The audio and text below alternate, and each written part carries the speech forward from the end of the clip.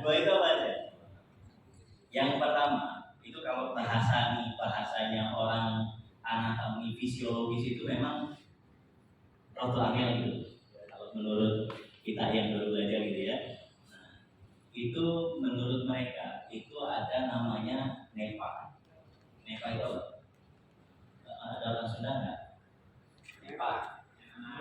Nepa itu menular gitu ya. Kalau bahasa Sunda itu menular. NEPA, NEPA itu singkatan dari non-exercise physical activities. Non-exercise physical activities. Jadi aktivitas fisik kita di luar olahraga atau di luar exercise. Jadi sebetulnya setelah saya pelajari, Pak, saya amati, exercise dengan olahraga itu beda.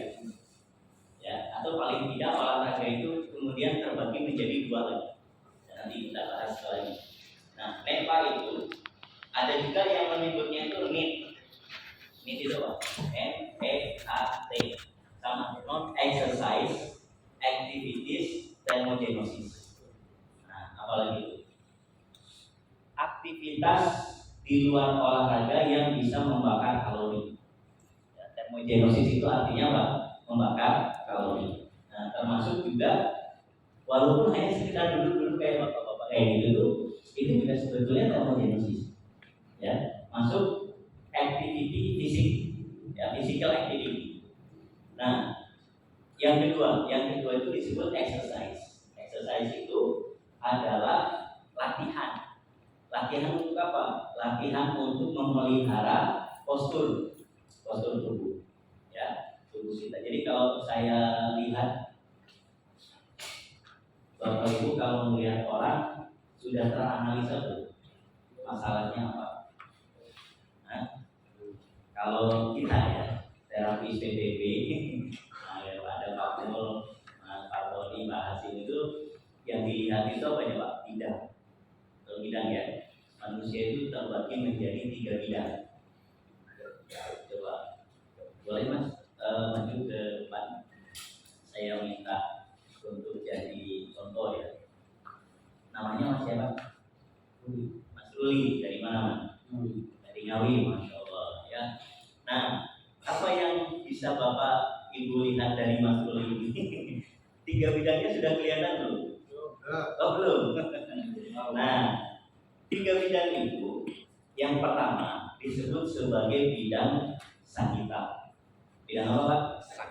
Sagita adalah bidang yang membelah tubuh menjadi kanan dan kiri. Coba dilihat, Mas Ruli ada sebelah kanan dan kirinya nggak? Ada ya. Tengahnya adalah sini, tulang belakang.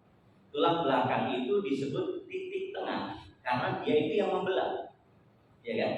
Nah, dari tulang belakang ke sono itu disepakati sebagai sebelah kanan, ya. Dari tulang belakang sebelah sini itu disepakati sebagai sebelah kiri. Oke, itu bidang yang pertama, namanya bidang apa Pak? Bidang sagita. Nah, ini uraian saya harus dihafal nih, karena kita ada door prize Pak. Nah, ini ada door prize probiotik. Jadi nanti setelah pelatihan mungkin Bapak Ibu akan saya tanya. Tapi saya kalau nanya saya kasih dulu nih. Waktu Anda untuk menjawab itu hanya 3 detik. Belum. Jadi kalau dalam waktu 3 detik itu tidak bisa menjawab, bukan berarti Bapak Ibu itu tidak ngerti, tapi tidak fokus. Ya, tidak fokus. Tidak ada orang dulu, tidak ada orang yang tidak bisa mempelajari sesuatu. Yang ada adalah orang yang tidak fokus. Ya, karena setiap orang itu di dalam otaknya itu sudah Allah kasih namanya dendrit. Dendrit itu sel memori ya. Kalau di HP punya HP Mas ya, ada sidikatnya kira-kira seperti itu ya, atau memori internalnya. Nah itu manusia itu ada dendritnya. Nah jadi untuk yang baru belajar itu yang diaktifasi namanya akson. Akson itu saraf-saraf kecil. Nanti akson-akson ini akan membentuk dendrit atau folder gitu ya. Nah folder ini itu kalau kita mau beraktivitas itu tinggal klik nanti keluar. Contoh misalkan Bapak Ibu punya motor, punya mobil, sudah bisa nyetir. Sadar nggak sadar begitu hati kita berniat untuk nyetir, itu sudah sudah diklik dendrit nyetir, maka tangan kaki dan semuanya itu akan bergerak melakukan pekerjaan yang ringan. Ya, yang belajar karate, ya itu diklik, nanti keluar jurusnya karate. Begitu ketemu musuh itu langsung klik lagi, begitu ini pukulan-pukulan karatenya kan keluar. Kenapa? Karena dia sudah punya dendritnya atau punya memorinya. Nah ini juga sama. Ya syaratnya cuma satu Pak, yaitu apa? Fokus. Syaratnya apa? Fokus. Jadi tidak ada urusannya usia itu berapa, nggak ada.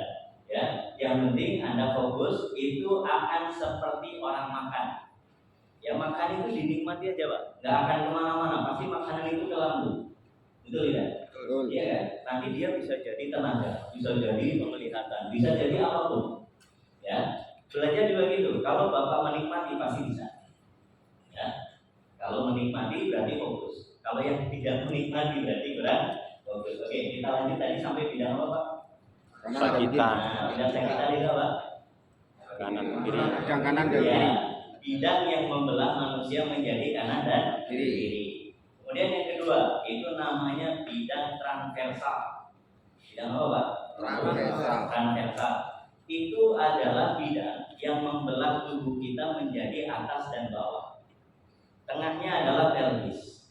Pelvis itu sebetulnya tidak masuk kategori tulang belakang.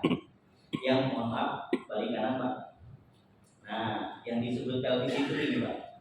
Nanti ada 5 tulang yang membentuk pelvis, seperti kalau kita itu menyebut wajah ya. Wajah itu kan harus semuanya Pak. Kalau ditunjukin wajah itu yang mana? Ya ini. Jadi tangannya harus muter gitu ya. Kalau nunjuk ini gitu. Kalau nunjuk ini mata. Kalau nunjuk ini pipi kan gitu. Kalau wajah itu harus semua. Nah, pelvis juga sama. Pelvis itu satu kesatuan. Ya, termasuk ada komponen tulang belakangnya itu 2, yaitu sakrum dan koksis. Nah, itu nanti nyebar ke kanan kirinya itu ada ilium. Ya, tapi sebetulnya ilium juga pecah-pecah lagi. Ya, masih ada tulang-tulang yang lebih kecil lagi. Makanya kalau kita lihat hadis Nabi dengan ilmu pengetahuan itu, kalau ngitung tulang itu nggak sinkron.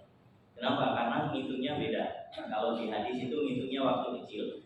Ya, waktu orang ilmuwan itu ngitungnya pas sudah dewasa. Ya, orang waktu kecil, kita waktu kecil itu tulangnya berapa Pak? 350. Ya, tapi kalau udah gede segede gini, ya seperti Mas Rudi ini yang sudah kepala 3 ya, atau kepala apa? Kepala 3. Nah ya, itu tulangnya berkurang. Sebetulnya bukan berkurang, tapi menyatu. Ya, jadi pelvis ini juga sama. Yang tadinya itu terpisah, ya kemudian makin bertambah dewasa itu menyatu. Maka para ilmuwan itu menghitungnya sebagai satu. Ya, maka angkanya akan ketemunya beda. 209. Kalau masih kecil itu 350. Nah, sendinya ada berapa? Ada berapa sendi? Berapa? 360. Tapi ada satu sendi Pak yang sangat menyiksa saya. Sendirian. Ya, tulang ada berapa? Tulang udah ya, otot. Nah, otot, tulang, ya. Otot itu lebih banyak lagi. Ada 600 lebih. Nah, nanti kita bahas ya.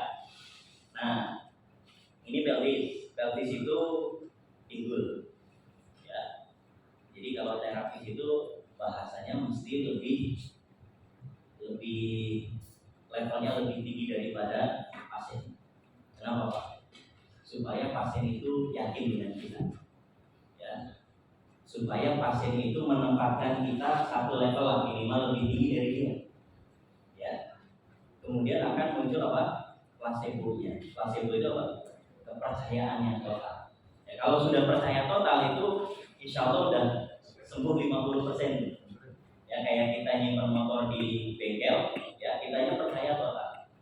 Ya, maka motornya sehat nanti. Nah, dari sini ke sini itu disebut area bawah.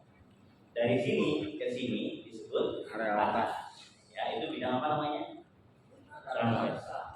Ya, bidang yang membelah manusia menjadi atas dan bawah. Oke, kemudian yang terakhir menghadap ke saya Mas.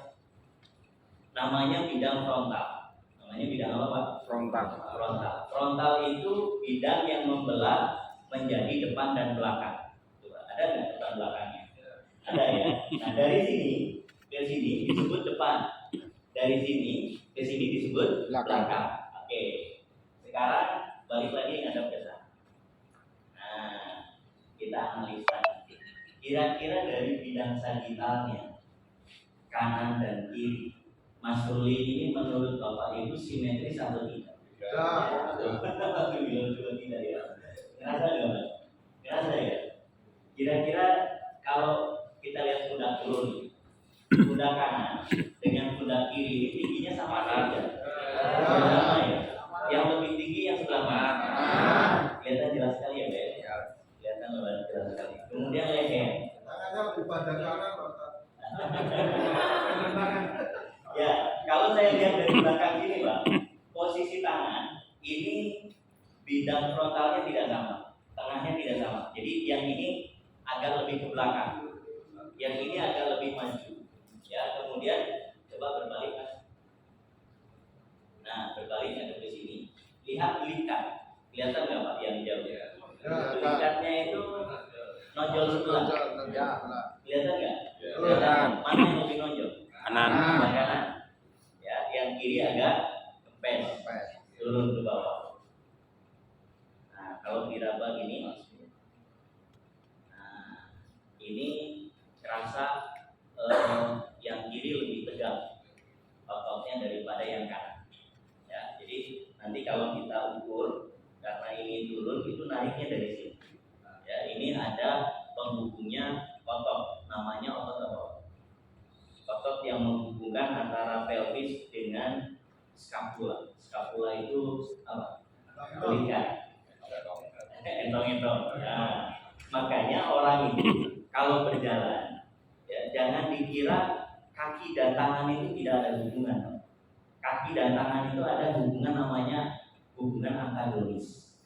Antagonis itu hubungan berlawanan. Jadi kalau Mas Ruli jalan, kalau kaki kanannya maju, tangan kanannya pasti mundur. Betul tidak? Ya. Kalau lari juga sama. Coba Pak, peragakan orang lari itu kayak gimana? Jangan harus lari. Nah, dia digerakkan malah tangannya kan. Kemarin lari kenceng. Padahal lari itu pakai apa? Pakai kaki. Tapi kenapa orang kalau disuruh mengilustrasikan orang lari, justru yang digerakin malah tangannya? Betul tidak? Iya kan? Itu artinya ada yang menghubungkan, ya, tangan dan kaki. Dan itu selalu sinkron. Makanya petarung-petarung itu kalau ukur lihat dulu kaki. Ya, pasti pakai kuda-kuda. Entah itu pukulannya tinju atau karate atau apapun, ya sebelum mukul pasti kuda-kuda kaki dulu, betul tidak? Iya kan? Nah itu karena apa? Tenaga itu asalnya dari sini. Ya, tenaga itu asalnya dari pelvis. Semakin pelvisnya bagus, semakin kuat tenaganya. Ya, jadi ini juga sama. Nanti kalau kita ukur kakinya itu yang kiri panjang sebelah. Kalau nggak mau mengukur gampang, lihat aja sendalnya. Sendalnya yang kiri ini lebih duluan tipis. Ya, lebih duluan tipis karena tekanannya lebih kencang daripada yang kanan. Bapak-bapak, ibu-ibu pernah nggak zaman dulu nih kita pakai sendal jepit swallow yang warnanya putih itu? Nah, pernah ngalamin nggak betul? Sandalnya itu yang sebelah sudah bolong, yang sebelahnya belum. Pernah ngalamin nggak? Pernah ya? Mungkin sekarang pun masih. Nah, sebetulnya itu adalah tanda yang sedang diberikan oleh tubuh kita. Ada sesuatu yang nggak beres, ya kan? Yang nggak beres itu apanya? Yang nggak beres itu banyak sebetulnya. Ya, coba Mas Ruli cerita dulu nih. Punya keluhan nggak? Yang salah. Coba cerita. Keluhan entah itu gampang capek lah, ngantuk atau apa aja, cerita dulu. Kalau keluhan sih gampang capek ya. Terus kalau kondisi badan itu ketika dalam keadaan kita berpikir itu sering juga ngeblank. Itu sering juga ngeblank. Jadi kalau yang sering dirasa memang sebenarnya saya sudah terasa. Jadi area bagian kiri saya ini lebih kencang. Iya, lebih kencang. Itu. Jadi ya betul. Jangan tadi memang semua mengarah ke saya. Memang selama ini saya berusaha menetralkan. Nah, tetapi setiap netral karena untuk aktivitas setiap hari, terus di samping itu juga perjalanan terus di kendaraan terus jalan tempuh juga setiap hari lumayan lah, lumayan. Jadi sering PP itu Ngawi Surabaya, Ngawi ke Jogja itu biasa rasanya. Jadi setiap hampir dikatakan setiap hari bisa gitu, bisa dibilang seperti itu karena 2 hari itu kadang ingat, kadang mendadak mau tidak mau ya harus 1 hari langsung kembali, itu juga bisa. Itu. Ya, terima kasih.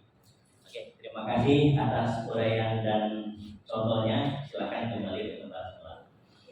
Nah, jadi itu sudah disampaikan sama Mas Ruli bahwa sebetulnya yang mempengaruhi postur tubuh kita itu aktivitas. Jangan sampai kita merasa kalau kita berprofesi sebagai terapis itu sama dengan sudah bebas potensi sakit. Iya, kadang kita terlena di situ. Saya kan terapis, saya mesti sehat gitu kan? Enggak juga, tergantung ya. Terapis juga manusia kan gitu. Nah, sehat enggaknya itu ya tergantung ke polanya juga sama.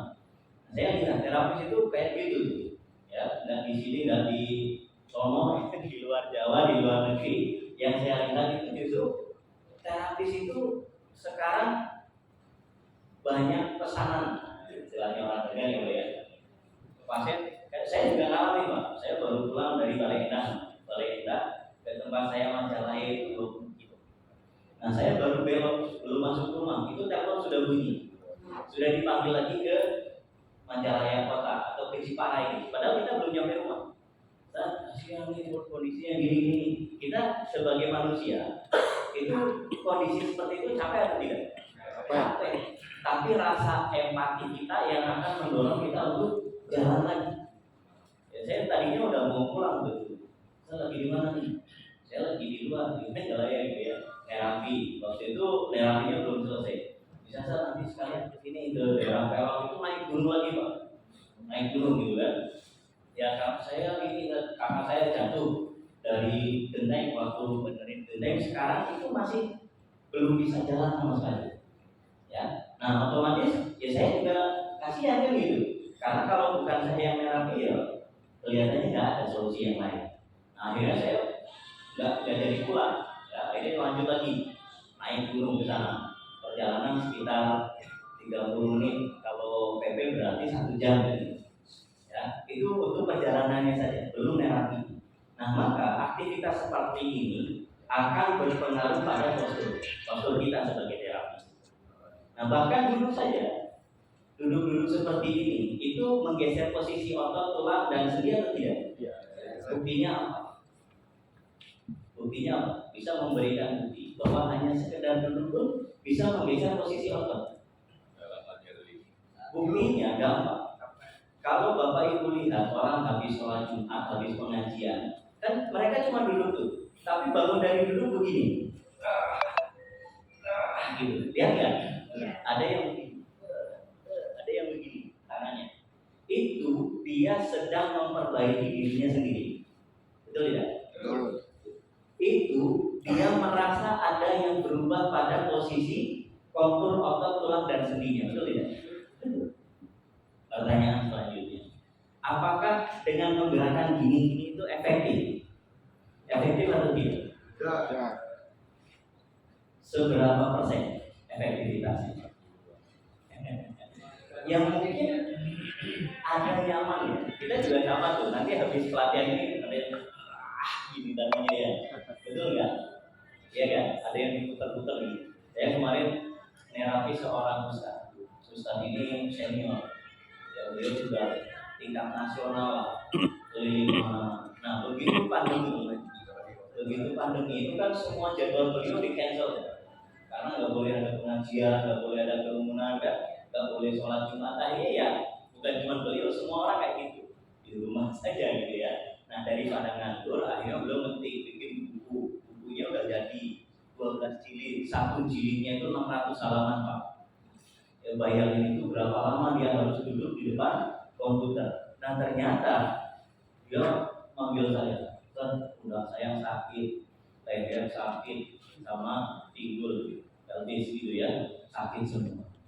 Bisa ngapain aja? Saya cuma duduk doang loh padahal. Nah, karena dia nggak ngerti, duduk itu disebut padahal cuma duduk. Ya, padahal cuma duduk. Nah, padahal itu maksudnya kategorinya apa tadi? Non exercise. Ya, semua yang non exercise pasti akan merubah posisi tadi.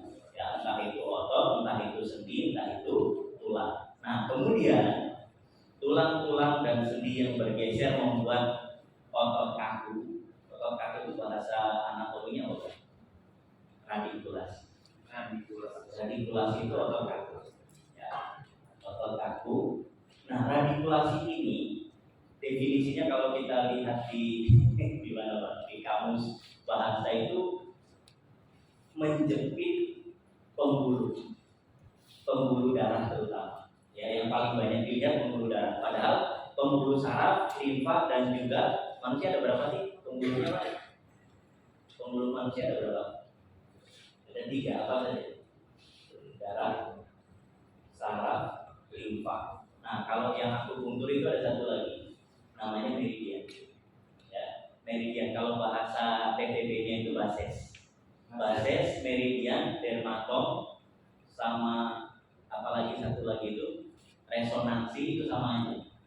Ya, sama. Jadi kalau meridian itu seperti sinyal, ada tapi nggak kelihatan. Nah, manusia itu ada sinyalnya, makanya telepon yang Bapak pakai itu disebut telepon seluler. Seluler itu yang ngambilnya dari istilahnya sel manusia. Ya, dia ada sinyalnya gitu. Ya, ada sinyalnya. Nah, itu nanti terpengaruh oleh gelombang. Gelombang itu mempengaruhi kita tiga. Ya, ada infradian, sirkadian, sama ekstradian. Dan terasa belum Pak? Infradiannya sudah nih. Yang ini semangat, nanti capek, nanti ngantuk. Ini itu kita sedang merasakan gelombang infradian. Infradian itu gelombang yang fluktuatifnya sekitar 1 jam sampai 90 menit. Itu berbeda-beda.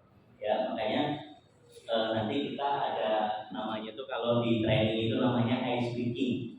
Pernah Pak ikut seminar, kemudian ada ice breaking-nya. Nah, ice breaking itu untuk mengembalikan ke gelombang infradiannya di level atas lagi.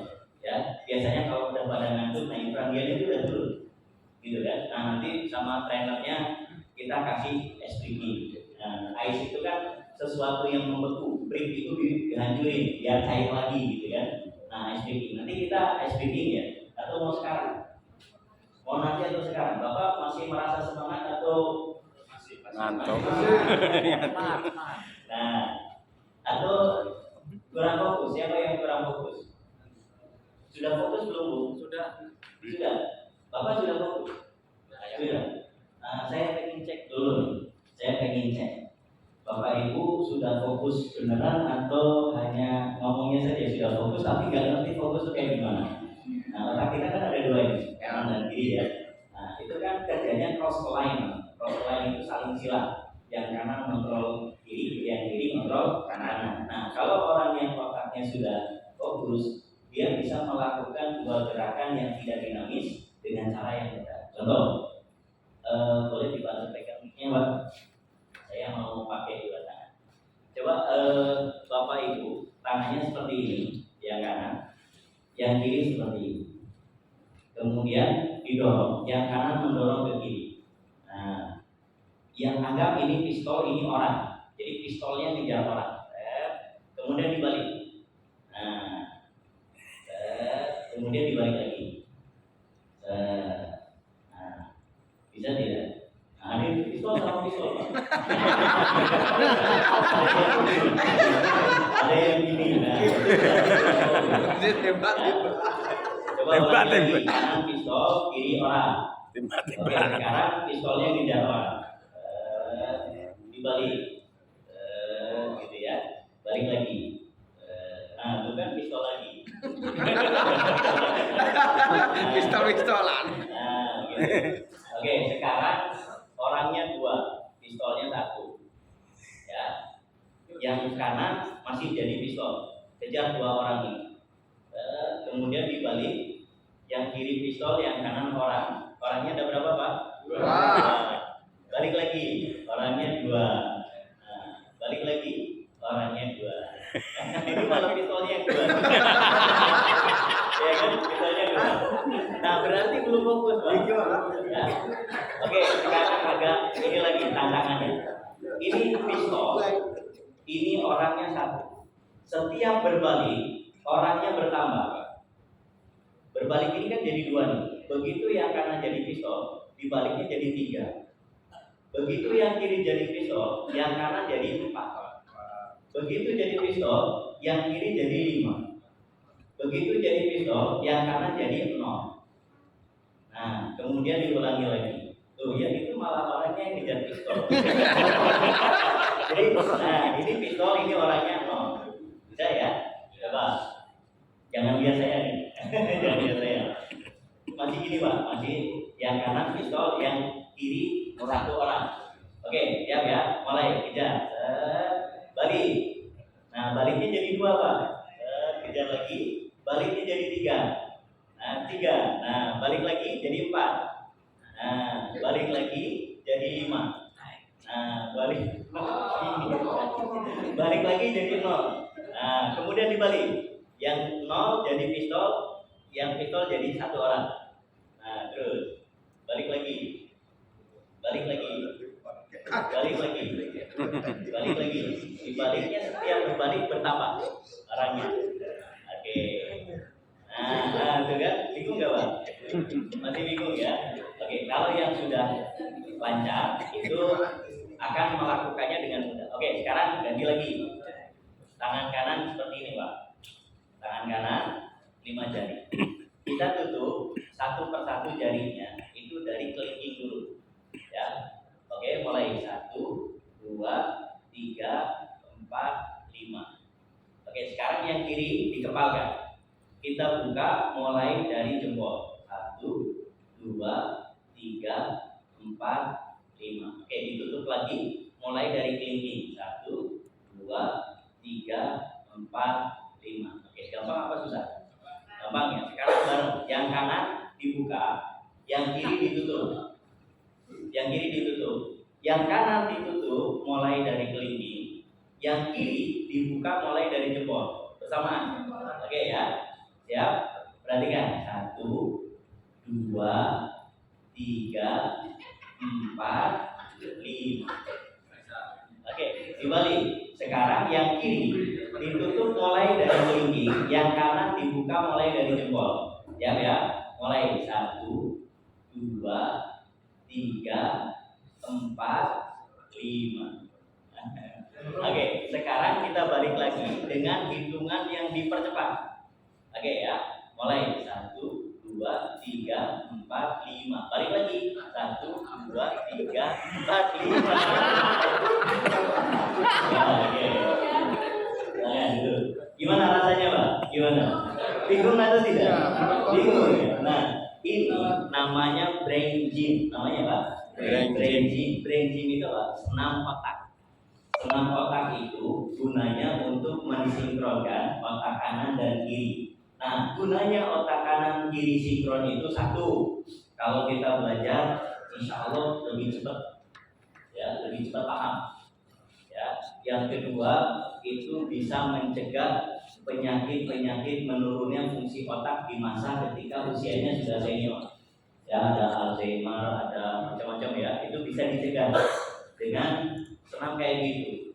Nah, itu kalau kita mau bikin khusus, Pak, itu lumayan mahal sebetulnya. Ya, saya dulu pernah ngajarin yang kayak gitu ke ibu-ibu pengajian yang sudah senior-senior ya, sepuh-sepuh itu. Nah, diajarin gini tuh bingungnya luar biasa.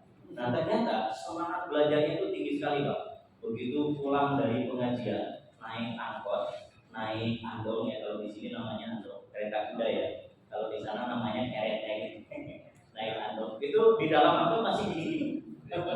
Masih latihan gini. Akhirnya orang penumpang yang lain itu pegang keningnya. Itu kenapa Bu? Itu sehat. Nah, gitu ya. Ada juga cerita sama saya. Itu begitu sampai rumah tengah malam tidur sama suaminya, ya begitu bangun dia pengen latihan lagi. Nah gini. Begitu lagi gini suaminya bangun. Iya gini. Kenapa gitu? Jadi kurang sosialisasi. Habis ngaji sama Pak Deddy itu istri saya jadi kayak gini, kenapa ya? Diapain gitu ya? Nah, itu dari mana gitu ya? Kena dari mana nih? Nah nanti kita kasih lagi untuk HPD-nya itu senam otak ya. Mau ditambah lagi nggak Pak? Boleh ya. Nah nanti kita lanjutin dulu. Kita sudah sampai ke bidang. Bidang ada berapa tadi? Ada bidang. Ya. Dari bidang ini kemudian ada 3 hal lagi yang harus kita tahu. Yang pertama namanya fleksi. Namanya apa Pak? Fleksi itu apa? Sendi, kemampuan gerak sendi, atau kita biasanya nyebutnya fleksibel. Oh, badannya fleksibel atau gerakannya fleksibel. Nah sebetulnya fleksi itu adalah kemampuan gerak sendi. Nah sendi itu nanti ada banyak. Ya ada sendi peluru, ada sendi pelana, sendi lujur dan yang lain-lain. Ya. Nah sendi ini untuk bisa bergerak dia butuh pelumas. Pelumasnya namanya apa? Oil massage ya. Kalau oil massage itu dari luar. Oke. Sebelum kita lanjut saya kasih rumus dulu. Yang sempat tadi malam saya sampaikan. Saya kalau belajar itu saya mengambil ibrah dari cara belajarnya Nabi Adam dan Nabi Ibrahim alaihissalam.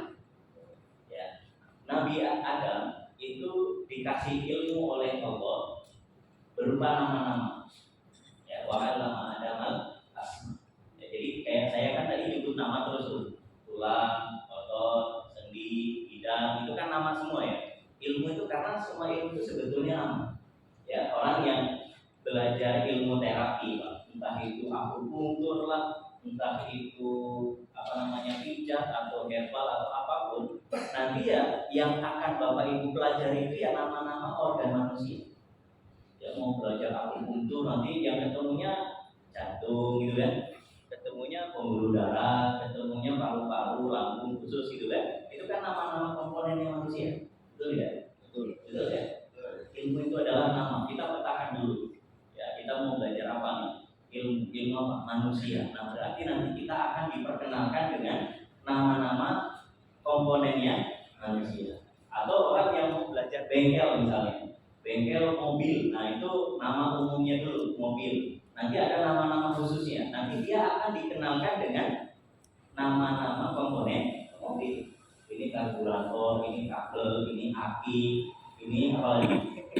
Macam-macamnya. Tapi nggak akan jauh-jauh dari itu. Pasti ketemunya nama. Nah, setelah nama itu akan berkembang lagi definisi. Ya, ini tulang definisinya apa tulang itu? Otot definisinya apa? Gitu ya. Tadi apa namanya fleksi itu definisinya apa? Gitu ya. Kemudian yang ketiganya atau yang keduanya itu adalah fungsi. Oke. Fungsinya apa? Otot fungsinya apa? Tulang fungsinya apa? Darah fungsinya apa? Kemudian yang keempatnya adalah ukuran. Ya, karena Allah menciptakan segala sesuatu itu terukur. Ya, kenapa telinga cuma segini? Kenapa jari kita kok antara jempol, kelingking dan yang lain itu enggak sama? Ya, itu sudah diukur sama Allah. Nanti ada ukuran. Kemudian ada apa? Ada pasangan. Ya, saling berpasangan satu sama lain. Ya, kemudian selanjutnya Pak, kalau sesuatu yang terukur pasti ada batasnya. Betul ya? Betul. Batas itu berarti ada tandanya. Nah ini nanti yang akan kita bahas. Nah setelah belajar nama-nama, kita belajar seperti Nabi Ibrahim. Nabi Ibrahim itu belajar tentang apa? Kronologi. Ya, kronologinya seperti apa kok jadinya seperti ini? Ya makanya Nabi Adam alaihissalam itu bertanya kepada Allah, Robbi arini kaifa tuhil mautat. Ya Allah tunjukkan kepadaku bagaimana caranya engkau menghidupkan yang mati. Kata Allah awalan tu'min, kau enggak percaya gitu ya. Walakin lihat makina qalbi, supaya saya tahu kronologinya itu supaya hati menjadi tenang. Nah, Bapak Ibu gitu. Kalau tahu namanya, tahu diarahkan ke pasien, pasiennya jadi tenang atau tidak? Nah, Tenang, karena berada di tangan yang tepat. Oke, Bapak Ibu sekalian, karena makanannya sudah siap, silakan Bapak Ibu untuk mengambil sarapan pagi. Kita kasih waktu berapa? 30 menit ya. 30 menit kembali lagi ke sini, makanya harus sudah selesai. Oke, untuk sesi pertama kita tutup dulu. Assalamualaikum warahmatullahi wabarakatuh.